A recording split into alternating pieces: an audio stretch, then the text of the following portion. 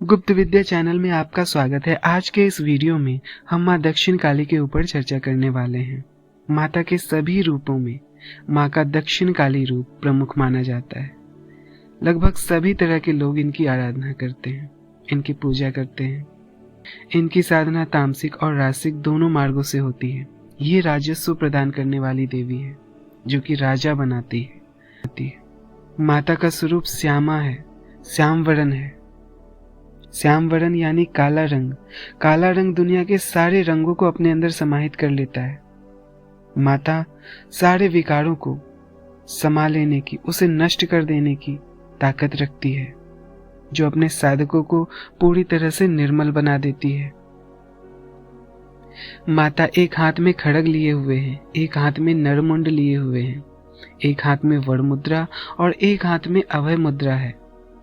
इनका दाहिना पैर भगवान शिव के हृदय पर होता है। ये माता पूर्ण साजो श्रृंगार में होती है, जो कि साधकों को सभी प्रकार के सुख और वैभव से पूर्ण बनाती है। सूर्य, चंद्रमा और अग्नि माता के 3 नेत्र हैं, जो भूत, भविष्य और वर्तमान का ज्ञान कराते हैं। माता तीनों काल की अधिष्ठात्री है। इस माता के साधकों को तीनों काल का ज्ञान प्राप्त होता है और वे तीनों कालों की माया से भी मुक्त हो जाते हैं।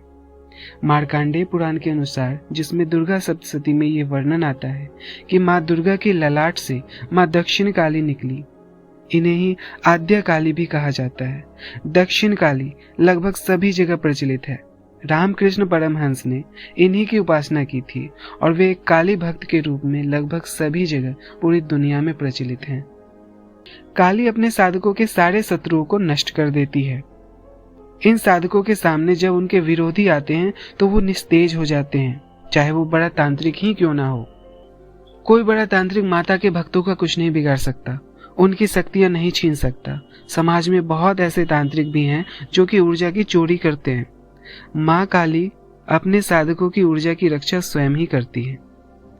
माघ के महीने की कृष्ण पक्ष की अष्टमी को काल अष्टमी कहते हैं। जो साधक इस दिन विशेष साधना, उपवास, हवन, अनुष्ठान आदि करते हैं, उन्हें माता की विशेष कृपा प्राप्त होती है। उनके सभी पाप कट जाते हैं। माँ दक्षिण काली दक्षिण में होने के कारण माता साधकों को मृत्यु के भय से मुक्ति दिलाती है, क्योंकि दक्षिण मृत्यु का ही द्वार है, यानी यम का द्वार है। दक्षिण काली को देखकर यम भी भाग जाते हैं।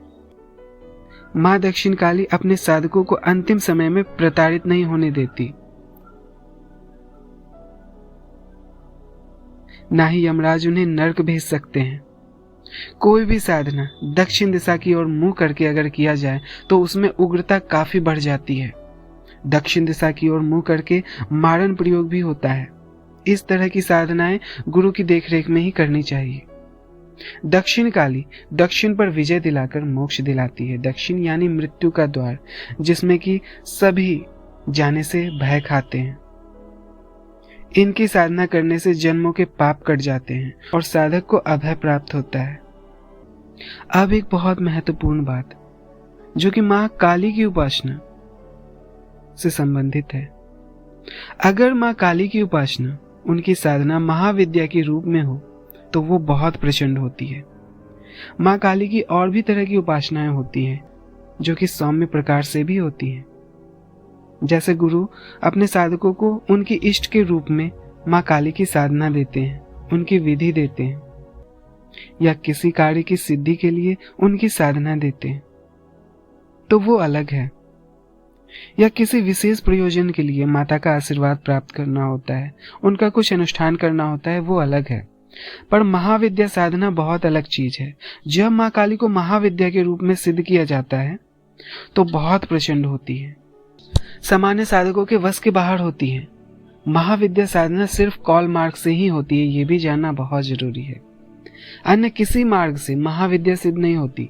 एक अघोर साधक भी महाविद्या की दीक्षा नहीं दे सकता। महाविद्या की दीक्षा एक कौल संप्रदाय का दीक्षित कौलिक ही दे सकता है। तो इसलिए किसी भी चीज को अच्छे से जाने और समझे। कौल मार्ग बहुत ही डेंजरस मार्ग है, हर कोई इस मार्ग में नहीं आ सकता, और यही हमारे गुरु परंपरा का भी मार्ग है। कौल मार्ग के बारे में अच्छे से चर्चाएं होंगी। कौल की जो बड़ी बड़ी भीषण साधनाएं हैं उन्हें हमारे गुरुदेव ने अपने वर्षों के अनुसंधान से ऊर्जा में कन्वर्ट कर दिया है, जो कि साधकों के लिए बहुत उपयोगी है। जो भी साधक हमसे जुड़कर साधनाएं सीखते हैं, हमारी गुरु परंपरा में आते हैं, उन्हें बहुत ही आसानी से बहुत ही बड़ी बड़ी जटिल साधनाएं करवा दी जाती है, लेकिन फिर भी साधकों को ऊर्जा पे काम करना पड़ता है, क्योंकि ऊर्जा ग्रहण करने की योग्यता साधक के अंदर होनी चाहिए, क्योंकि ऊर्जा बहुत बड़ी मात्रा में आती है। इसलिए उन्हें धीरे धीरे छोटी छोटी ऊर्जाएं प्रदान करके बड़ी ऊर्जाओं को प्रदान किया जाता है। और महाविद्या यानी कि परमाणु बम, उनमें इतनी ऊर्जा होती है। और यहाँ शक्तिपात से ही बात होती है। यहाँ सिर्फ मंत्र नहीं दिया जाता, सिर्फ मंत्र देकर दीक्षा नहीं दी जाती, सीधे शक्तिपात होती है। इसलिए अगर हमारी साधनाओं की कीमत ज्यादा लगे तो इसकी कीमत समझो। ये सिर्फ हमारी तरफ से एक सेवा है, क्योंकि जो मिल रहा है वो अमूल्य है।